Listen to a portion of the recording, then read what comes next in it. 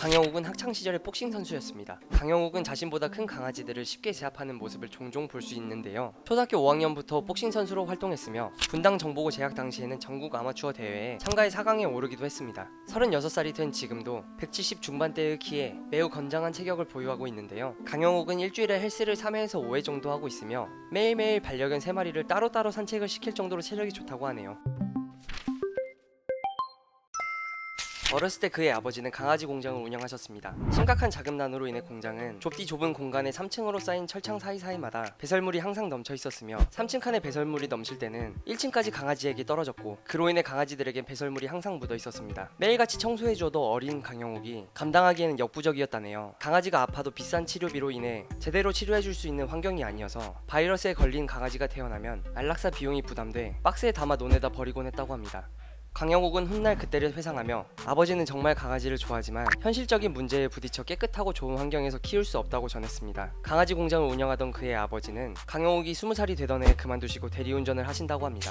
강영욱의 어머니는 그가 훈련사가 되는 것을 굳고 반대했습니다. 강아지 공장을 하셨던 아버지에게선 흙, 강아지, 분변 냄새가 항상 진동했으며 강아지가 아플 땐 집에 들어오시지 않았고 일을 해도 항상 적자를 면치 못하였죠. 항상 가난하게 살아왔기에 아들이 강아지 훈련사 일을 한다고 할 때마다 화를 내며 강아지 관련 책을 전부 버려버릴 정도로 매우 싫어하셨습니다. 하지만 16살이 된 강영욱은 반대하시는 어머니를 설득하기 위해 수중에 가지고 있는 돈 전부를 가지고 식사를 대접하며 어머니를 설득하기 시작했고 아들의 진지한 태도에 눈물을 보이시며 결국 찬성하셨다고 하네요. 처음 훈련소에 입소한 뒤 80여 마리 강아지의 편을 매일같이 맛보았습니다. 16살 크리스마스 이브에 강아지 훈련소에 처음 입소한 강영욱은 강아지에 대해 더 이해하고 싶은 마음에 드라마 허준에서 인분을 먹으면서 건강 체크하는 장면이 떠올랐습니다. 이에 강아지 변으로 건강 상태를 체크하겠다며 80여 마리의 변을 한 줄도 모르고 매일 맛보고 상태를 체크하기도 했는데요. 한 달 후 장염에 걸려서 일을 중단하기도 했습니다. 강영욱도 처음에 혼내고 벌주는 강압적인 훈련사였습니다. 훈련소에서는 따로 훈련사 교육을 받는 게 아닌 선배들의 훈련 방법을 보고 어깨너머로 배우는 게 다였던 터라 학대라고 할 수 있을 정도로 강압적인 방법으로 교육을 했는데요. 강아지 발을 30cm 자로 계속 때려서 피하려고 발을 드는 방식으로 손을 가르쳤고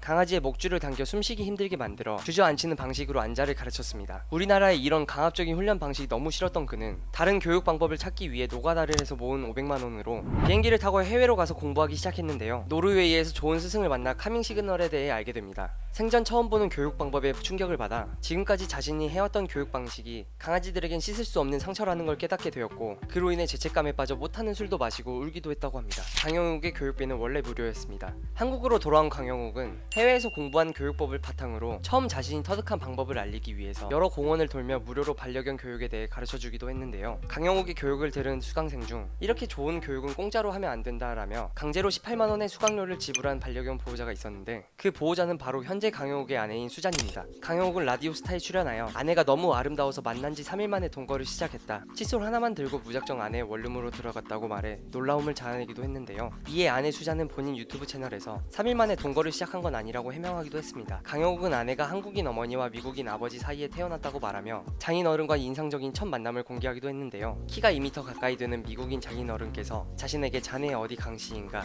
공파는 어디인가? 라는 질문을 해 매우 당황스러웠다고 밝히기도 했습니다.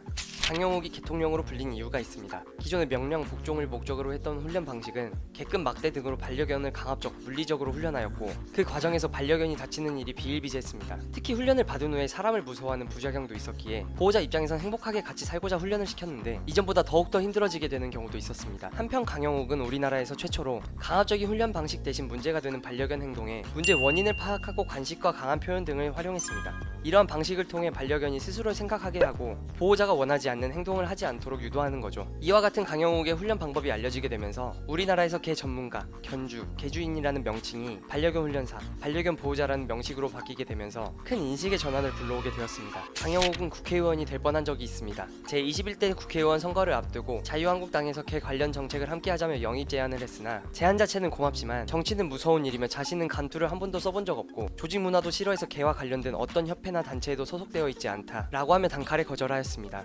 강영욱의 한 달 수입이 대기업 연봉 정도라고 밝혔습니다. 강영욱의 보든컴퍼니는 창업 이후 꾸준한 성장세를 보이고 있는데요. 2019년 약 20명의 직원으로 작년 기준 매출 34억을 달성했고 12.1%의 영업이익을 보여주며 계속해서 성장해 나가고 있습니다. 보등 컴퍼니의 신사옥을 아내 수잔이 유튜브 채널 영상을 통해 공개하기도 했는데요. 평소 쉽게 볼 수 없는 애견 간식 판매 자판기와 회원들을 위한 라운지, 반려견이 마음껏 뛰놀 수 있는 운동장을 소개했습니다. 알려진 바에 의하면 실내 공간이 1000평에 야외 운동장이 700평 정도라고 하네요. 새나개에서 받은 출연료 전부를 기부했습니다. 아빠가 되면서 아이들에 대해 관심이 늘어난다고 밝힌 강영옥은 프로그램을 통해 받은 관심과 사랑을 국내 어려운 가정의 어린이들에게 돌려주고 싶다고 뜻을 밝혔습니다. 그리하여 세상에 나쁜 개는 없다에 3년 동안 출연하여 받은 출연료를 전부 국내 소외계층 아동을 위해 써달라며 국제구호단체에 기부하였습니다. 후원금은 기아 대책에 결연 아동 가정, 행복한 홈스쿨 등 국내 아동을 위해 쓰였습니다. 지금까지 강영욱에 대해 알아봤습니다. 누구나 아는 인물들의 누구도 모르는 이야기를 알고 싶다면 유튜브 인물 검색을 검색하세요. 더 흥미로운 이야기로 찾아뵙겠습니다.